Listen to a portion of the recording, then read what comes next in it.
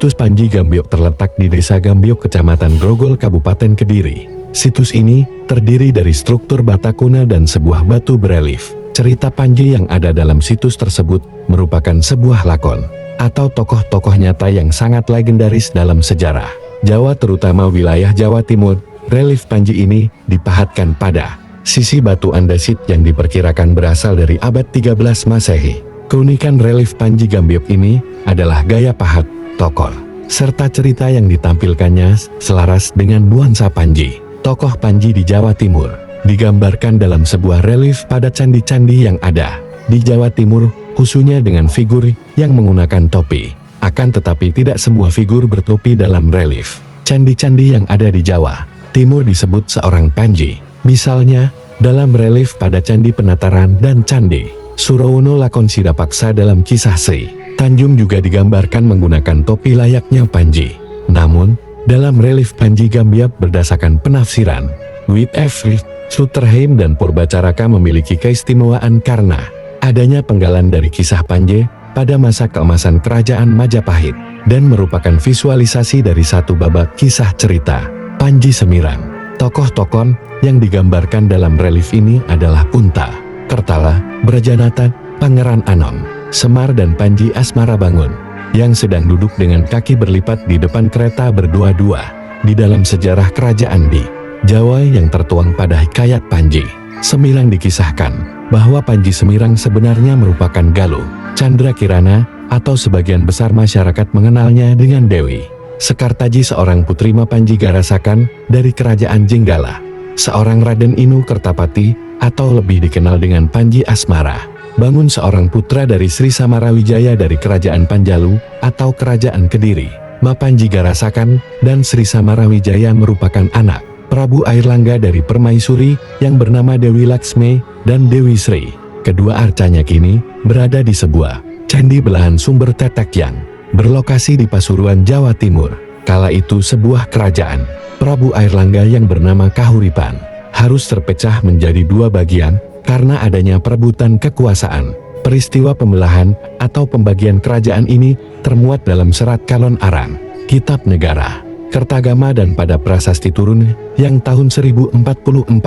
Setelah adanya kejadian itu, Prabu Airlangga turun tahta sehingga menjadi seorang pertapa dengan mendapatkan gelar Resi Aji Padukampungku dalam Prasasti Sumengka tahun 1059. Sebenarnya Prabu Airlangga memiliki dua orang adik bernama Marakata, Pangkaja dan anak Wungsu.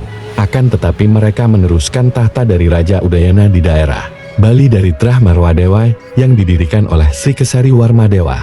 Di dalam peristiwa pembagian kerajaan Kahuripan, terjadi perang saudara antara kerajaan Jenggala dan kerajaan Kediri untuk menyatukan kembali kerajaan tersebut dengan menggunakan jalan penyatuan ikatan pernikahan. Awalnya kerajaan Jenggala yang memenangkan pertarungan. Akan tetapi pada akhirnya, kerajaan Kedirilah yang memenangkannya dengan Maharaja Jayabaya atau Sri Aji Joyoboyo sebagai pewaris tahta. Prabu Airlangga yang berhasil mengalahkan kerajaan Jenggala dan mempersatukan kembali dengan Kediri.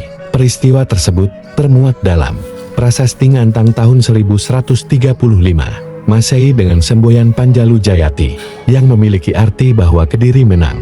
Bagian relief dalam situs Panji Gambyok berdasarkan penggambaran Purbacaraka tahun 1968 sesuai dengan salah satu kisah Panji Semirang, yaitu pada saat bertemu dengan kekasih pertamanya yang bernama Martalangu atau disebut dengan Dewi Anggreni, seorang putri dari Kyai Patih Kudanawarsa di dalam hutan ketika sedang berburu.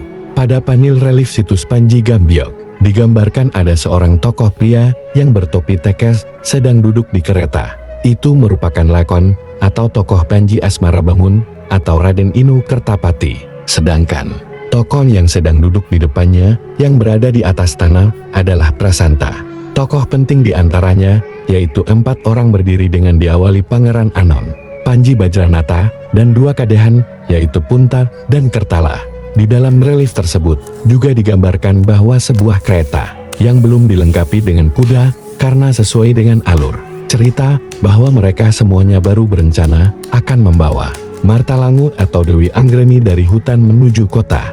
Namun, beragam versi mengenai kisah Panji Akan tetapi jelas bahwa mengenai kepahlawanan dan asmara dua tokoh utamanya, yaitu seorang pria yang bernama Raden Inu Kertapati atau lebih dikenal dengan Panji Asmara Bangun dari Kerajaan Jenggala, dan seorang tokoh wanita dengan nama Galuh Chandra Kirana atau lebih dikenal dengan Dewi Sekartaji dari Kerajaan Kediri. Pada situs Panji Gambyok terdapat sebuah gapura yang digunakan sebagai pintu masuk dan pintu keluar dari lokasi situs tersebut. Bentuk gapuranya pun juga menyerupai dengan bentuk gapura Waringin Lawang atau gerbang pintu beringin. Bentuk gerbang tersebut sangat lazim dijumpai dalam sebuah situs cagar budaya. Gerbang ini memiliki gaya candi bentar atau tipe gerbang terbelah. Gaya arsitektur tersebut diperkirakan muncul pada masa Kerajaan Majapahit. Bentuk gerbang tersebut sudah diperbarui dengan dibangun ulang, dan kini gaya gerbang tersebut sudah banyak ditemui dalam kediaman penduduk terutama di wilayah Bali. Gaya tersebut memiliki mitos bahwa bentuk gerbang terbelah merupakan pintu masuk untuk menuju tempat yang suci dan agung, sehingga hampir dalam setiap bangunan cagar budaya seperti Candi Terumata di wilayah Jawa Timur memiliki bentuk gerbang seperti di atas, yaitu gerbang terbelah.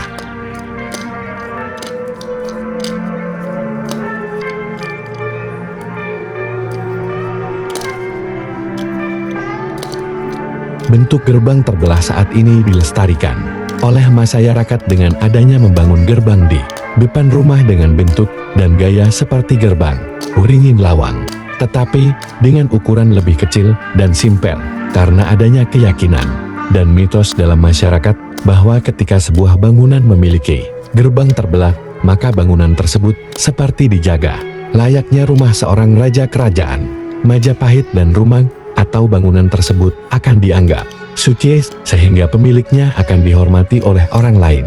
Menurut studi kasus dalam sudut pandang Islam, kata gapura memiliki makna pertaubatan atau pengampunan karena berasal dari kata bahasa Arab ghafara yang mempunyai arti memohon maaf. Terkait dengan makna dan fungsi dari bentuk bangunan gapura, maka ada beragam versi dan sudut pandang yang ada di masyarakat, tergantung setiap individu memaknainya dari sudut pandang yang mana. Hanya saja kita sebaiknya menghargai dan menghormati setiap sudut pandang yang digunakan dan yang dijadikan landasan oleh masyarakat. Dalam konsep ini penulis memaknai gapura yang menyerupai bentuk candi bentar, memiliki makna sebagai pintu masuk dan sekaligus pintu keluar dari tempat yang dianggap suci atau sakral. Di dalam lokasi situs Panji Gambyok, sebuah relief tersebut berada dalam lindungan sebuah bangunan dan diberikan pagar besi agar benda cagar alam itu terpelihara keasliannya, dan untuk melindungi dari kerusakan yang disebabkan oleh manusia ataupun oleh alam. Bangunan tersebut dibangun saat adanya peresmian cagar budaya tersebut. Ketika seorang pengunjung atau tamu untuk melihat sebuah relief tersebut, diharapkan untuk mengucapkan salam dan melepas alas kakinya ketika menginjakkan kaki dalam bangunan itu. Gunanya untuk menghormati dan menghargai sebuah warisan dari hasil karya leluhur kita. Bangunan tersebut juga memiliki simbol keseimbangan alam dengan ditunjukkan adanya kain kotak-kotak hitam putih atau disebut dengan istilah kain polang atau saput polan. Saput memiliki makna kain yang membalut, dan polong merupakan istilah untuk warna hitam putih yang berselang-seling, yang disebut merupakan lambang dari Rua Bineda atau keseimbangan alam. Penyematan kain tersebut terdapat dalam tiang bangunan dan pohon besar yang ada dalam lokasi situs Panji Gambyok. Jika sebuah pohon atau bangunan dikenakan kain tersebut, itu memiliki makna adanya yang bersemayam zat yang menghitam putihkan dunia ini. Warna tersebut diyakini merupakan sebuah manifestasi keseimbangan alam jagat raya dengan adanya yang benar dan tidak benar, ada yang bersih dan ada yang kotor, sehingga dalam sebuah benda cagar budaya akan terdapat kain polang yang disematkan untuk memberikan simbol keseimbangan alam. Dalam menjaga keseimbangan hidup di dunia ini, kita sebagai manusia setidaknya harus merawat dan melindungi salah satu cagar budaya yang ada di sekitar kita, bersyukur dan tidak merusak sebuah warisan budaya yang ada di depan kita. Bentuk penghormatan kita sebagai manusia kepada alam dan makhluk sekitar.